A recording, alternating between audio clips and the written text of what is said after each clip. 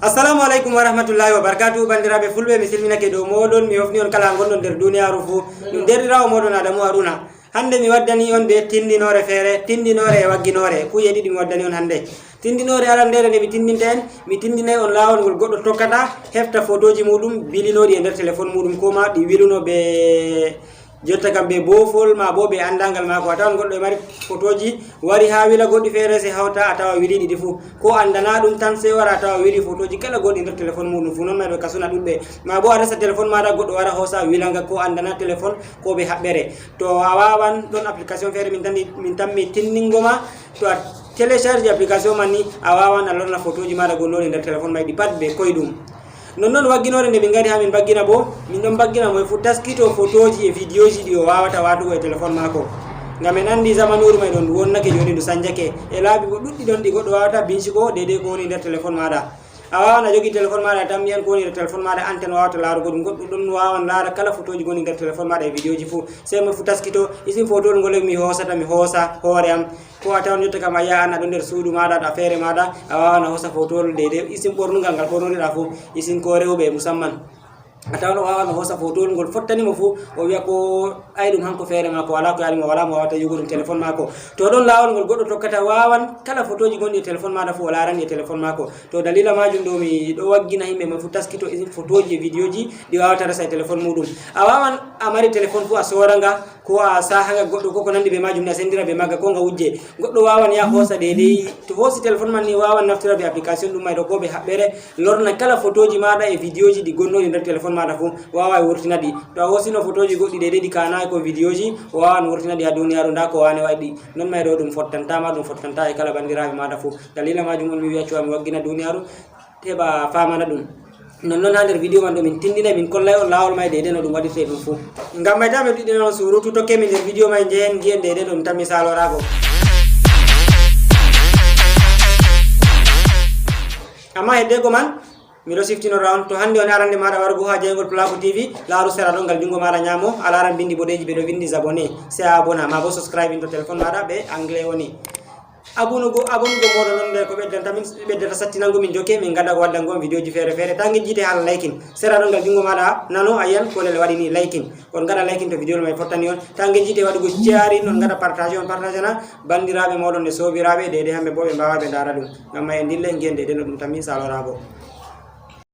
Yawwa derɗiraɓe, arande man ɗo ni to a wari a wawan a ya play store télécharge application je mi hollatama a naftirta man ɗo. To a yiɗi bo a laran ha nder youtube amin man ɗo, nder vidéo a larata ɗo les magol a yi'an ha description magol a yi'an lien, min desanay on lien deydey application man. A wawan a clique dow lien man tan a ya télécharge ɗum, ma bo ha comment arande jum min mbawa min desana on lien man ɗon. Yawwa to a yiɗi bo a nasta nder play store banni, ɓawa to a nasti ɗo nder play store to ɗum maɓɓitanima sey a rena kadin sey mi holla deydey nda application ɗo. To a nastini a winda application exactement ba a laari application ɗo, a laari inde man, yawwa sey a télécharge ɗum. To a télécharge ɗum a timmini sey a maɓɓita ɗum banni. ɓawa to a maɓɓiti ɗum wawan ɗum holluma a waɗa autorisé, ngam min déjà mi artino mi nasti nder majum. To a waɗi ni sey a mema ha dow kuyel a yetta banta korel ha mi cappanima ɗo, ha ɓe hollata start menene photos, yawwa sey a mema dow majum banni.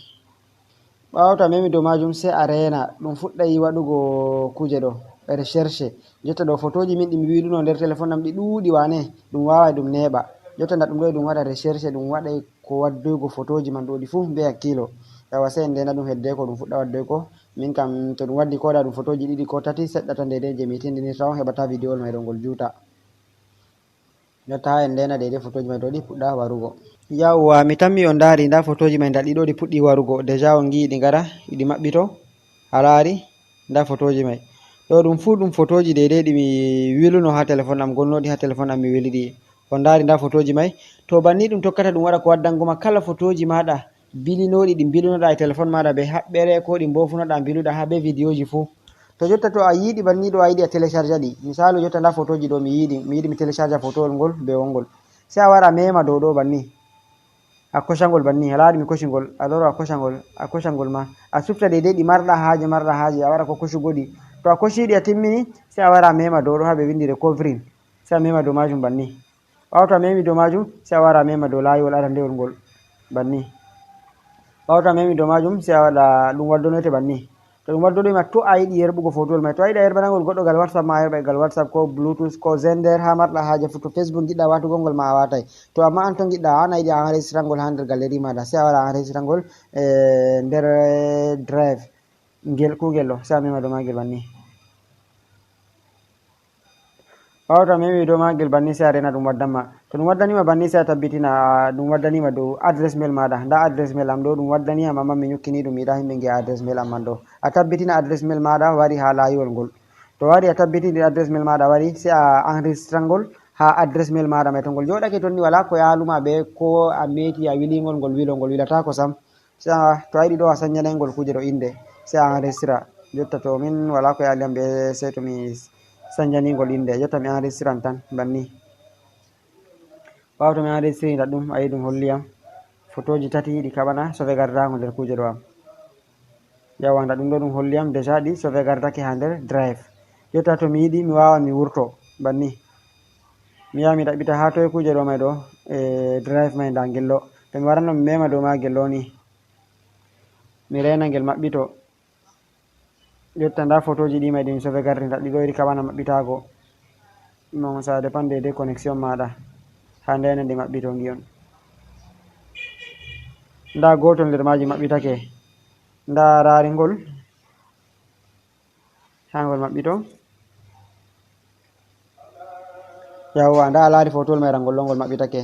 to ɗo on lawol koyngol ngol tokkata lorna kala photoji maɗa majjunoɗi fuu a wawan a hefta ɗi kala photoji maɗa andunoɗa majji fuu a wawan a lorna ɗi to ɗo on lawol ngol himɓe woɓɓe tokkata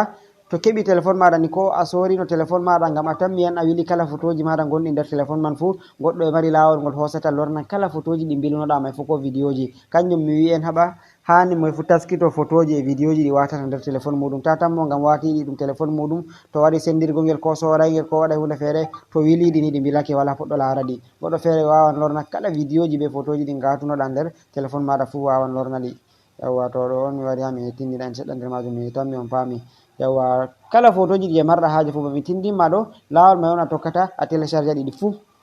yawwa mi tammi on paami bandiraɓe fulɓe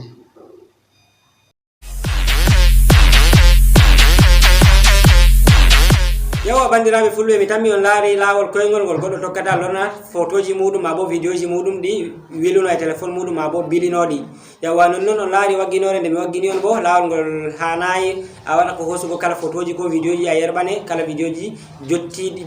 ɗi fottanma fu e téléphone maɗa non mayɗo ɗum tan mi waddangoma probléme goɗɗo hosan wawa wangina dedi kala koni e téléphone maɗa fu goɗɗo feere wawan e laara kala ko saltuno e téléphone maɗa fu kala ko gatanɗa e téléphone maɗa fu mi tammi ɗum lawol ngol hani mo fu taskitogol goɗɗum nonnoon miɗo yelo to a waɗani subscribe a waɗi subscribe na aboni e chaine man usen tan guejjide abonugo balle nonnoon e laykin bo kabde waɗugo laykin moɗon ɗon nde ko ɓeddata sattinangomin jokke to min gaɗa on ɗon gaɗa laykin ɗo non mayɗo ɗum ɓedde sattinangomin jokke minon bo min gaɗa ko waddonoygo on e vidéo ji e application ji feere feere tilimɗi nonnoon taw guejjida waɗugo partage on partage ana e ummatore bandiraɓe fulɓe on jarama ɗum derɗirawo moɗon Adamou Haruna wassalamu aleykum.